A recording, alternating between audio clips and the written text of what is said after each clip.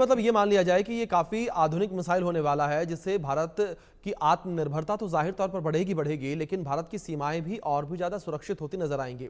S Sudhakaran जी, मैं आपका रुख करना चाहूंगा। सर, अगर इस मिसाइल के इस्तेमाल को लेकर बात की जाए तो किस तरीके से इसका इस्तेमाल जो है युद्ध में होता है, और जब युद्ध में इसका इस्तेमाल होता है तो किस तरीके से तबाही ऐसी मिसाइल मचाती हैं? जैसे आज के डेट में ये जो मिसाइल को रोक पाना लगभग नामुमकिन है। जैसे जी। हमने देखा है कि इसराइल का आयरन डोम भी जो ईरान से जो मिसाइल्स, जो हाइपरसोनिक मिसाइल्स जो दागे गए हैं, उससे बच नहीं पाए हैं। मतलब एक तो ईरान ने ये स्ट्रैटेजी अपनाई कि उन्होंने जो आयरन डोम शील्ड है उसको सैचुरेट किया था।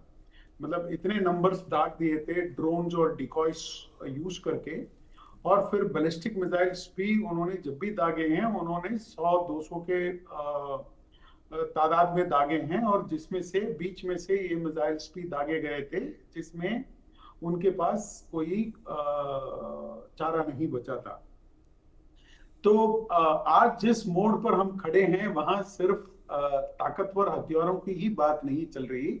अब दौड़ उस तकनीक की है जो हथियारों से भी ज्यादा तेज सोच सकते हैं। हम बल्कि उस दौर पर पहुंच चुके हैं। जी। हाइपरसोनिक मिसाइलें सिर्फ गति नहीं है, ये एक रणनीति है।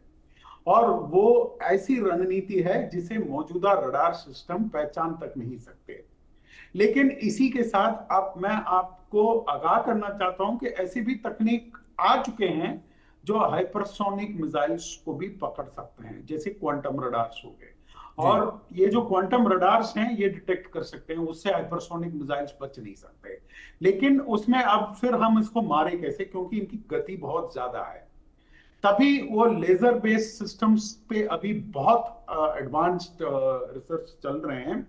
और लेजर गाइडेड वेपन्स ही वो वेपन्स होंगे जो इनको प्रकाश की जो शक्ति है, उसको जो फोकस करके जो शक्ति मिलता है लेजर के द्वारा, उसमें से ये इनको आसमान में ही जला सकते हैं। तो ये एक होड़ है, एक ऐसा होड़ है जिसमें ऐसा नहीं कह सकते कि हम अभी ऐसा एक हमने अस्त्र प्राप्त कर लिया है जिससे हम लड़ाई में विजयी हो सकते हैं।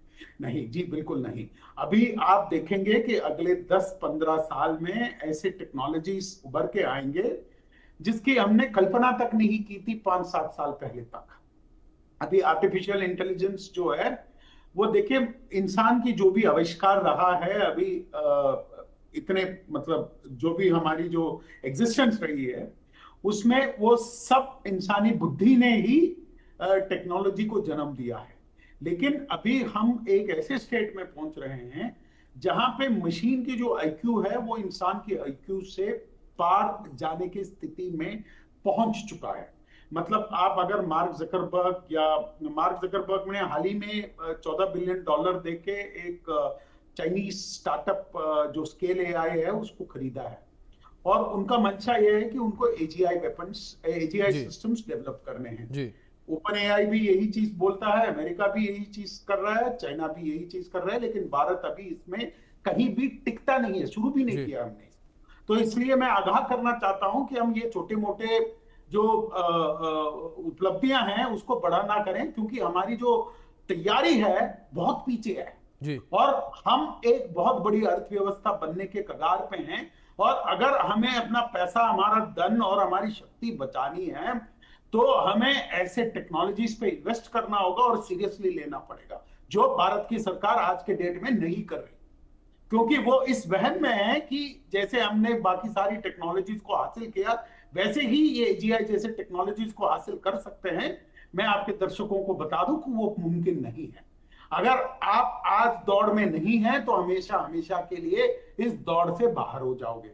और इस दौड़ से बाहर होने का मतलब यह है, कल की जो आविष्कार हैं वो मशीन के कोख से जन्म लेगी। और वैसे तकनीक अगर हमारे पास नहीं है, ये वो वही बात नहीं है कि मेरे पास जहाज का अगर इंजन नहीं है तो मैं यहां से खरीद लूंगा। ये ऐसे तकनीक है जो आप खरीद के जी। इस्तेमाल नहीं कर सकते, जी। क्योंकि फौज में हम विदेशियों को दाखिला नहीं देते।